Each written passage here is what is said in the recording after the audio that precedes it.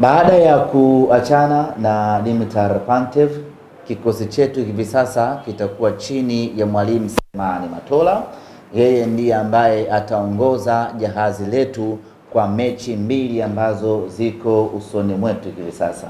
Mechi ya tarehe 4 dhidi ya Mbeya City na mechi ya tarehe 7 dhidi ya Azam FC.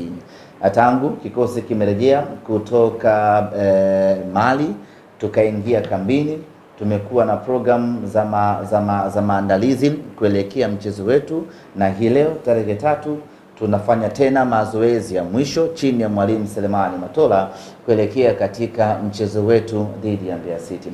Nichukue nafasi hii kuwatoa wasiwasi mashabiki wa Simba juu ya kumwamini mwalimu Selemani Matola, na kwamba sisi viongozi wa Simba tunayo imani kubwa ya kwamba mwalimu Selemani Matola ana uwezo wa kutuvusha salama katika michezo miwili ambayo iko mbele yetu, kwa maana dhidi ya Mbeya City na dhidi ya Azam FC. Na kuweka kumbukumbu sawasawa, michezo yetu miwili msimu huu mpaka sasa tumecheza michezo mitatu ya ligi kuu ya NBC.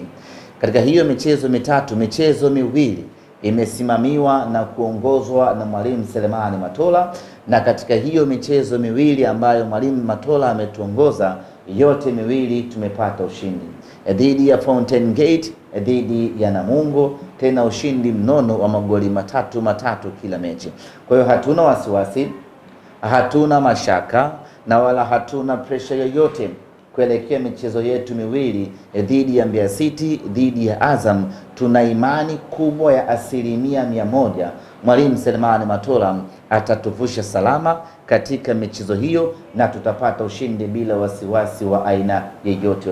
Kwanza, ana uzoefu wa kutosha, lakini pili, ana ujasiri usiomithilika, na tatu, ana vigezo vya kutosha vya kuiongoza Simba kupata ushindi katika michezo hiyo miwili.